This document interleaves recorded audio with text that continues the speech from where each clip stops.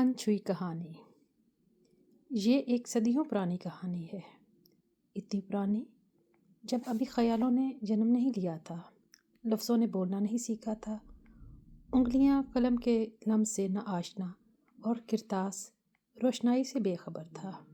ہاں، یہ کہانی اتنی ہی پرانی ہے جب سب روحیں ایک دوسرے سے انجان تھیں، ایک دوسرے سے تو کیا، وہ خود سے بھی انجان تھیں، جب انہیں یہ بھی معلوم نہیں تھا کہ ان کے وجود کا مقصد کیا ہے، بلکہ وہ تو اپنے وجود سے بھی بے خبر تھی۔ اتنی پرانی یہ کہانی مجھ تک کیسے پہنچی؟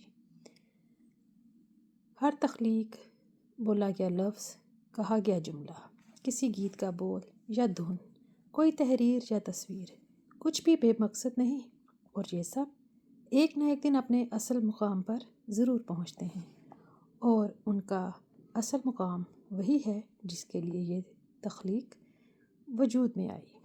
اور بس یہ کہانی بھی ایک ایسی ہی تخلیق تھی جو بہت سے راستوں سے گزرتی، پرانی ہوتے ہوئے بھی بالکل نئی حالت میں مجھ تک پہنچی۔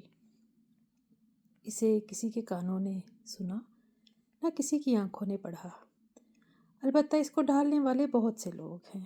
ہم اس کہانی کے کرداروں کو فرض کر لیتے ہیں اور ان کے فرضی نام بھی رکھ لیتے ہیں۔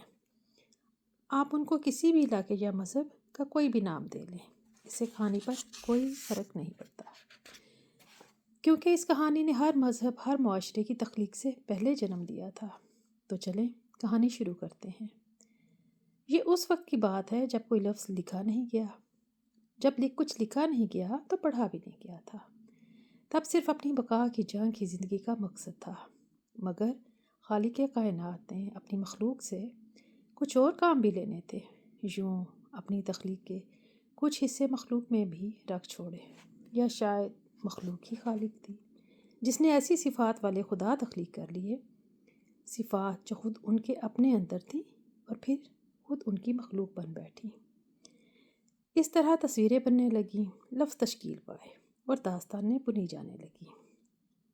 سینہ بسینہ چلتی محبتوں، نفرتوں، امن و جنگ، خوشی اور دکھ کی کہانیاں کہاں سے شروع ہوتی اور کہیں نہ ختم ہونے کے لیے کہی جانے لگیں۔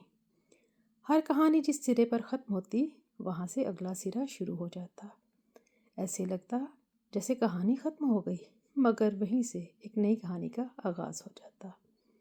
میں یہ سب سنانے لگوں تو صدیوں کی کہانیوں کے لیے صدیاں ہی درکار ہوں گی، میں بس اس کی کہانی سناؤں گی۔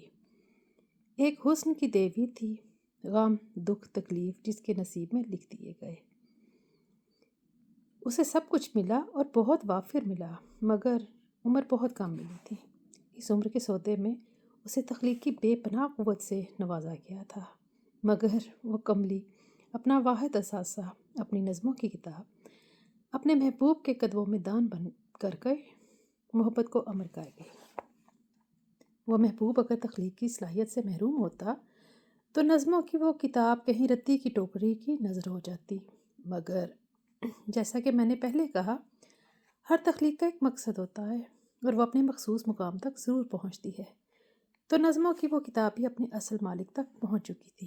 حسن کی اس دیوی نے ایک شاعر تخلیق کر دیا تھا۔ وہ شاعر نظمیں لکھتا رہا اور اب تک لکھ رہا ہے۔ شاید وہ جب آخری سانس لے تو اس کے لبوں پر اس کی ہی کوئی نظم ہو۔ اس شاعر کی نظمیں جب اس نے سنی تو اسے یوں لگا کہ اس کے لیے ہی لکھی گئی ہیں۔ وہ ہر لفظ پر سوچتی، کاش یہ میرے ہوتے، میں نے کہے ہوتے، مگر ایسا کبھی ہوا ہے؟ ان نظموں نے اس کے اندر ایک آگ سی بھر دی تھی، ایک اندیکھا کرب جو اسے تلاش کرنے پر مجبور کرنے لگا۔ انچھوئی کہانیوں کی تلاش، ایسی کہانیاں جو کسی نے دیکھی نہ سنی ہو، مگر وہ جب بھی کچھ لکھنے لگتی اسے وہ سب پڑھا یا سنا ہوا لگتا، اسے وہم رہتا کہ یہ سب کوئی نہ کوئی پہلے بھی لکھ چکا ہے۔ وہ لکھتی اور پھاڑ دیتی، پھر وہ ملا اور وہ اس کی کہانیاں لکھنے لگی۔ وہ آوارہ تھا، گلی گلی نگر نگر گھومتا اور آ کر اسے دنیا جہان کی کہانیاں سناتا، ایسی کہانیاں جو اس نے کبھی نہ سنی تھی۔ وہ سنتی رہتی اور لکھتی رہتی۔ وہ کہتا، دیکھنا تم ایک دن آسمان کی وسعتوں میں یوں چھا جاؤ گی کہ ہر طرف صرف تم نظر آؤ گی۔ جانتے ہو میرا اپنا وجود تو کوئی نہیں تھا، یہ تم ہی ہو جس نے ایک عام سی لڑکی کو تخلیق کار بنایا ہے۔ ہر چیز اپنے اصل کی طرف پلٹتی ہے۔ میں تم سے پہلے کچھ بھی نہیں تھا، تم نے مجھے کردار کے طور پر تخلیق کیا، مجھے زندگی بخشی، اور اب میں تمہاری کہانیوں میں زندہ ہوں اور زندہ رہوں گا تب تک جب تک کوئی اسے پڑھتا رہے گا۔ نہیں، تم نے مجھے تخلیق کیا، ایک پہچان دی، ایک نام دیا۔ وہ تم ہو جس نے ایک عام انسان کو قلم کار بنایا۔ میں ہوں جسے تم نے زندگی دی، ایک ایسی زندگی جو مرنے کے بعد بھی باقی رہے گی۔ میں اپنی تحریروں میں سانس لیتی رہوں گی، یہ تمہاری ہی دین ہے۔ وہ اس سے کہانیاں سنتی اور لکھتی رہی، اس وقت تک جب تک کہ ان میں سے ایک کا آخری وقت نہ آن پہنچا۔